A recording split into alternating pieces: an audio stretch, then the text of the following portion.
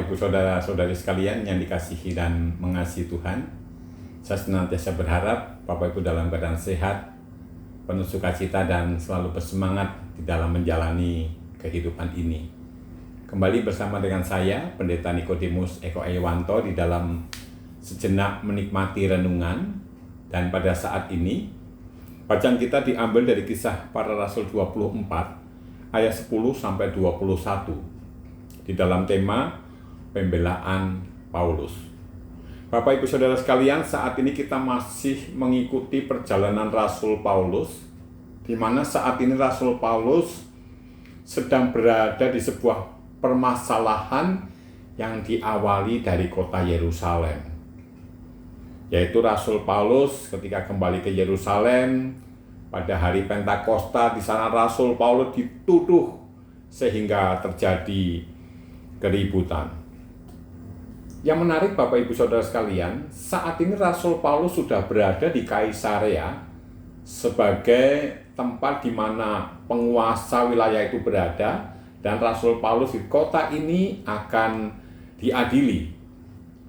Tetapi yang menarik adalah rombongan imam besar rela menempuh perjalanan yang begitu jauh, sekitar 80 sampai 90 km dari Yerusalem ke Kaisarea.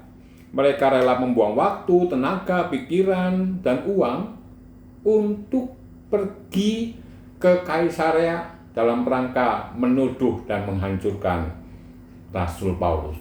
Ini luar biasa sekali Bapak Ibu.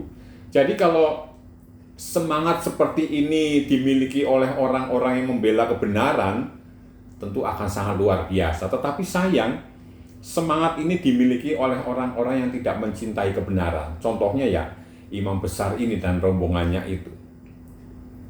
Tentu saja jika mereka rela membuang waktu, tenaga, pikiran, uang, semuanya sudah dipersiapkan secara matang.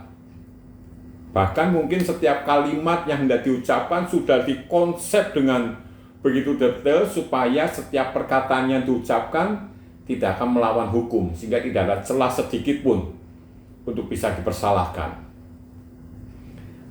Minggu kemarin mereka sudah menuduh Rasul Paulus dan diawali dengan kalimat-kalimat yang begitu luar biasa, menyanjung-nyanjung penguasa pada saat itu. Nah, hari ini Rasul Paulus diberi kesempatan untuk membela diri. Bapak Ibu Saudara sekalian, Rasul Paulus menggunakan kata-kata yang biasa saja, tidak menyanjung-nyanjung, tidak mencari muka, tidak. Tetapi Rasul Paulus mengungkapkan apa yang dia ketahui. Rasul mengatakan bahwa di Yerusalem tidak lebih dari 12 hari. Sehingga tidak mungkin melakukan apa yang dituduhkan oleh Tertulus. Dan Rasul Paulus juga menjelaskan bahwa kekristenan itu bukan sekte, karena sejalan dan mengakui agama Abraham, Ishak, dan Yakub. Jangan-jangan justru orang-orang itulah, rombongan imam besar ini dan orang-orang Yahudi yang lainnya setelah menyimpang. Ini Rasul Paulus jelaskan kepada penguasa pada saat itu.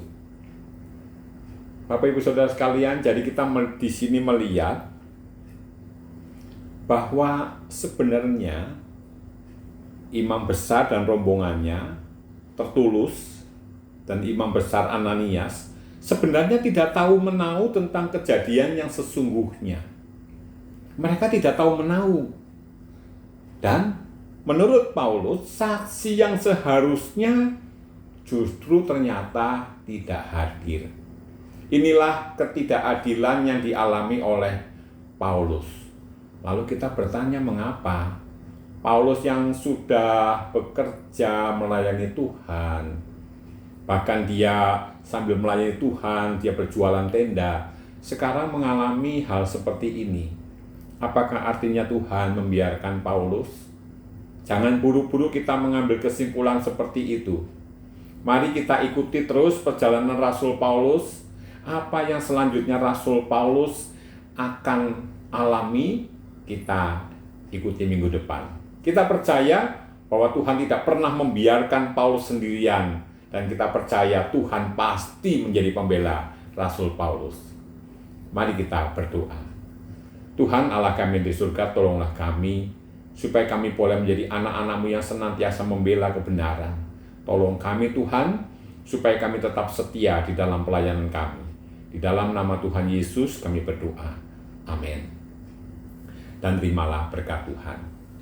Kiranya Allah yang penuh kasih senantiasa menyertai memberkati kehidupan saudara dari sekarang sampai selama-lamanya.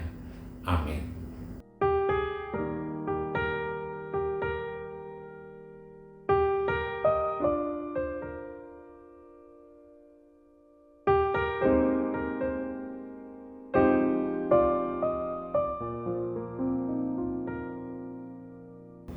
Bapak Ibu, saat ini kita masih berada di dalam masa PPKM, sehingga ibadah yang tadinya live streaming di gereja, sekarang ibadah dilaksanakan petugas di rumah masing-masing lalu disiarkan melalui Zoom. Demikian pula yang kita lakukan di GKI Daharaya. Kamar saya ini yang tadinya kamar tidur sekarang disulap menjadi ruang rekaman. Nah, sekarang naik tingkat lagi menjadi ruang ibadah. Jadi mimbar ada di ruangan ini. Nanti kita lihat. Nah, Bapak Ibu tetap jaga kesehatan, karena kita bekerja di rumah, biasanya itu ketika sudah masuk ke ruang kerja itu lupa untuk keluar.